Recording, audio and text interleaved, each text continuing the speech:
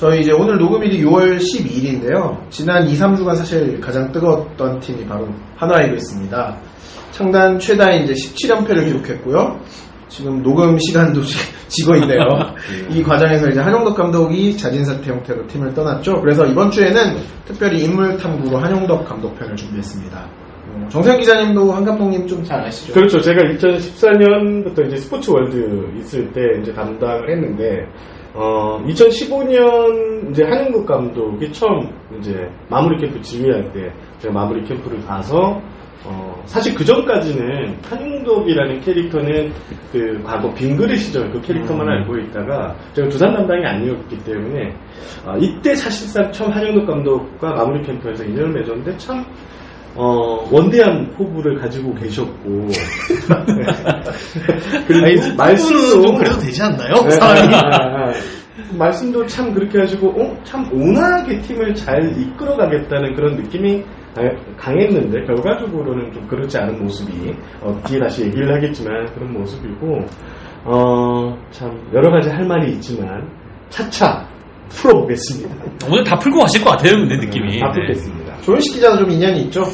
그쵸, 뭐 2015, 16 이때 두산에 몸담았을 때 저도 담당을 했었는데 그때는 굉장히 개인적으로 웅크리고 있던 시기였어요. 김성근 사단이 한화에 들어오면서 하나를 떠날 수밖에 없었고 이제 새로운 곳에서 적응해야 되는 과정이었기 때문에 또 2015년에는 롤이 별로 없었어요. 그때 처음에 이제 퓨처스 총괄 코치로 간 거거든요. 이게 이유가 코칭 스태프 구성이 완료가 됐는데 그 뒤에 들어온 거예요. 그래서 자기 자리가 없었죠. 구단에서도 좀 이제 써야 되는 코치들이 써야 된다는 말이 되게 좀 표현이 이상한데 어쨌든 그 김태형 신임 감독한테 힘을 실어줘야 되는 상황에 감독보다 지도자 경력이 더 풍부한 외부인을 수석으로 앉히기는 좀 무리가 있었어요. 부담스럽죠. 감독에게 힘을 실어주는 과정에서 이제 한용덕 코치가 어쩔 수 없이 퓨처스로 갈 수밖에 없었던. 네. 사실 그 한화에서 한용덕 감독이 2013년 김웅용 감독이 이제 지휘봉을 잡을 때 그때 같이 올라갔던 후보 중에 한 그렇죠. 명이 그때 한용덕 감독이었는데 일단 결과적으로는 네임밸류에서 밀려서 김웅용 감독이 이 지휘봉을 잡았다. 이게 정설이죠. 그죠? 당시 이제 그룹 고위층에서 거의 낙점했다는 게 정설이죠. 한화의 그 팀 그 문화를 보면 이제 최종 결정권자, 그리고 오너의 입김이 가장 강력하게 작용하는 그런 팀이죠. 그렇게 보시면 될 것 같네요. 사실 저도 이제 그때 하나 담당이었는데 이제 감독 대행으로 팀을 한 2달 정도 이끌었던 것 같아요. 나쁘지 않았어요. 그래서 저도 좀 좋은 지도자가 될 수 있는 사람이구나라고 생각을 했는데 뭐 결국 감독 선임은 되지 않았고 당시에 이제 단장 특보를 맡았었죠. 그렇죠. 미국을 잠깐 다녀오시고 이제 당시에 이제 삼성에서도 한용덕 감독을 코치로 데려가려고 했었어요. 유중일 감독이 되게 좋게 보셔서 좀 삼성에 영입될 뻔도 했는데 어쨌든 뭐 그거는 고사를 하고 그래서 대표팀으로 데려가지 않았나요? 네, 그랬던 걸로 기억해요. 단장 특보를 하면서 그 시절이 어떻게 보면 뭐라고 해야 될까요? 가장 이제 지도자로서 가장 힘든 시기였다고도 할 수 있죠. 어쨌든 그걸 잘 참고 결국 뭐 원하시던 감독까지 됐는데 조금 뭐 결과가 좀 안 좋네요. 한용덕 감독이 이제 하나 지휘봉을 잡을 때 그 마블 캠프에서 제가 들었던 말 중에 인상 깊은 게, 그러니까 한용덕 감독의 아들도 하나 그룹에 이제 입사를 한 거예요. 그러니까 불을 끈이 있어서 입사한 게 실제로 자기가 그 노력을 해서 입사를 했고 아마 아들도 천안부교도로 나온 걸로 알고 있어요. 그래서 나는 진짜 한화의 어떻게 보면 이 필인 하나 멤버다, 그러니까 하나 사람이다라는 거를 엄청 강조를 했던 그런 게 좀 기억이 나네요. 이제 그러면 한용덕 감독의 선수 시절 그리고 은퇴 후 과정 그리고 감독으로서 지난 3년을 차례로 훑어보겠습니다. 일단 뭐 선수 시절 한용덕 감독 이야기를 제가 이제 간단하게 얘기를 해보겠는데 연습생 신화하면은 타자 하면은 장종훈 그리고 그렇죠. 투수 하면은 한용덕 이렇게 얘기할 수 있는데 좀 부침이 많았던 선수였잖아요. 선수 시절에 뭐 이제 동아대에서 여기도 아프고 저기도 아프고 해서 결국 선수 생활을 계속 못할 것 같으니까 뭐 1년 만에 중퇴를 하고 거의 굉장히 힘들게 뭐 알바도 했다고 네. 여러 가지 공사판 얘기는 항상 등장하는 트럭 운전사 그렇죠. 그렇게 이제 하다가 운전사가 아니었어요? 운전사 조수 옆자리 졸지 않게 이제 해주는 역할이에요. 일어나셔야 합니다. 일어나셔야 합니다. 예. 근데 그렇게 하다가 이제 야구에 대한 이제 갈증이 결국 이제 야구를 안 하려고 이제 원래는 이제 군대 면제 받을 수 있는 그런 이제 상황이었는데도 뭐 지원을 해갖고 방위병으로 복무까지 하고 뭐 이렇게 야구를 잊으려고 하다가 근데 보면은 결국 야구를 잊지 못해서 결국 다시 이제 대전구장으로 가서 그때 김영덕 감독에게 87년에 배팅물 투수라도 시켜달라 해서 입단을 했던 거 굉장히 유명한 얘기잖아요. 그렇죠. 그리고 투구 폼이 이제 현역 시절 한용덕 감독이 투구 폼을 기억하는 분이 뭐 많을지는 모르겠는데 저희 방송 들으신 분들은 좀 그래도 있지 않을까요? 네. 이 투구 폼 좀 독특했잖아요. 그렇죠. 굉장히 이렇게 키가 좀 높이 한 다음에 좀 뭔가 좀 슬렁슬렁 던지는 것 같은 힘을 들이지 않고 던지는 느낌. 뭐 칠수 있을 것 같아요. 뭐 그것도 이제 얘기가 배팅볼 하도 많이 던지다 보니까 좀 편하게 던지려고 하다 보니까 그 하체를 활용하는 그런 투구볼을 본인 스스로 익혔다 뭐 굉장히 또 유명한 얘기가 맞아요. 있는데요. 뭐 그걸 이제 활용을 해서 볼이 빠른 선수는 아니었잖아요. 뭐 맞아요. 근데 물론 이제 한용덕 감독이 현역 생활 했었던 전성기였던 1990년대 초반만 하더라도 우리 스포츠신문 사보면 그때는 140만 넘어도 140대 강속구였잖아요. 140 꽝! 빵은 맞네. 네. 당시 이제 김상엽 선수 파워커브라고 했는데 네. 130이 안 나왔는데 파워커브였거든요. 지금 생각하면 그거 슬러브인 것 같아요. 그러니까 파워커브 구속이 슬러브 구속이잖아요. 그렇죠. 그러니까 그 당시 기준은 지금보다 한 10kg 정도 빼서 이제 생각을 해야 될 것 같은데 어쨌든 볼이 그렇게 빠르지 않은 선수였는데 그럼에도 불구하고 이제 제구력이 굉장히 좋았잖아요. 네. 그러니까 물론 이제 한화의 제구력 좋았던 레전드들이 워낙 많아서 뭐 송진우 선수를 비롯해서 뭐 이상군 선수 뭐 이렇게 해서 한용덕 하면은 이렇게 제구력이 딱 떠오르진 않지만 그래도 굉장히 제구력이 좋았던 선수로 또 슬라이더도 굉장히 좋았잖아요. 그렇죠. 맞죠. 네. 예, 직구 슬라이더 이 두 가지만으로 거의 씹어 먹었는데 특히 이제 91년이 최고 전성기였는데 그때 이제 17승 거두고 평균 자책점 2.23 거두고 200이닝이 넘었죠. 그때가 이제 유일하게 200이닝 넘겼던 시즌이었고요. 이때 그리고 아마 시즌 끝나고 나서 이제 슈퍼게임 한인 슈퍼게임 이제 나가서 그렇죠. 거기도 이제 등판을 하면서 어떻게 보면은 4년 만에 연습생으로 들어온 지 4년 만에 그렇죠. 한국 야구를 대표하는 뭐 스타가 됐는데 근데 물론 빙그레 시절이 어떻게 보면 이제 전성기였고 그 이후에는 뭐 좀 부상이 이제 잔부상이 많아서 뭐 중간 불펜으로 갔다가 왔다 갔다 하면서 결국 2004년을 끝으로 은퇴를 하는데 통산 성적 남겼던 게 이제 120승 118패 그리고 이닝은 2079이닝으로 굉장히 많이 던졌습니다. 평균 자책점은 3.54를 이제 남겼는데 통산으로 통산 랭킹 보면 통산 다승 이제 11위에 해당하고 그 삼진도 굉장히 많이 뽑았어요. 워낙 이제 제구력이 좋고 뭐 다른 팀이면 영구 결번 얘기도 나올 만한데 이 팀은 뭐 송진우, 구대성 뭐 이런 분들이 있어가지고 거의 명함도 못 내밀었죠 사실. 어쨌든 굉장히 주목은 뭐 어떻게 보면은 지금 말씀하셨다시피 레전드들 때문에 앞선 조금 이제 빛이 가리는 감은 있지만 그래도 한국 야구를 대표했던 우투수였다 이렇게 정리를 할 수 있을 것 같아요. 한화하면 빙그레 하면 한용덕인 생각할 수 있는 투수 중에 한 명. 저도 이제 빙그레 유니폼이 더 잘 어울리는 것 같아요. 제 이미지에. 주황색 스트라이프. 잘 어울렸어요. 이게 한화 이제 유니폼보다 빙그레 유니폼이 더 잘 어울렸던 것 같아요. 한용덕 선수 시절에는요. 그 한용덕 감독이 그 마무리 캠프 때 우리 또 기사를 쓰다 보면 과거 사진 자꾸 달라요.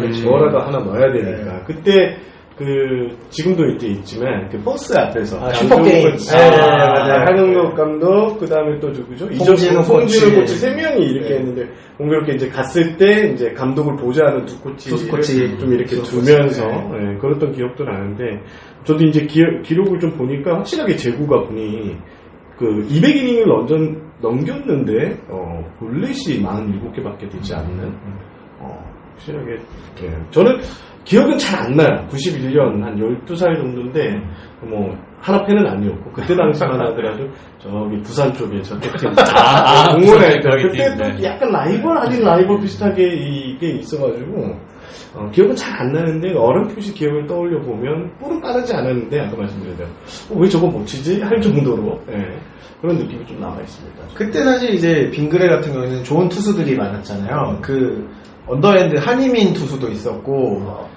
그렇죠. 최고 구속이 125. 송진우 선수도 있었고 또 이름이 아주 임팩트하고 김대중 투수도 있었고. 그렇죠. 네, 다이너마이트 타선으로 많이 알려져 있지만 투수진도 참 좋아서 사실 크게 눈에 띄지 못했던 이유도 있었던 것 같아요. 한용석 감독이 이제 현역 시절 잘했던 경기를 좀 떠올려 보면 그 얘기를 하더라고요. 타선이 워낙 좋아서 내가 일단 마운드에 올라갔을 때 일단 5점 이상 리드하고 있는 경기가 많아서 그래서 시작하자마자 점수되고 그래서 너무 편하게 던졌던 기억이 많다고 했거든요. 네. 그것도 지금 딱 떠오르네요. 그때 얘기한 것 중에. 네, 2004 시즌 끝으로 이제 한용덕 선수가 은퇴를 했는데요.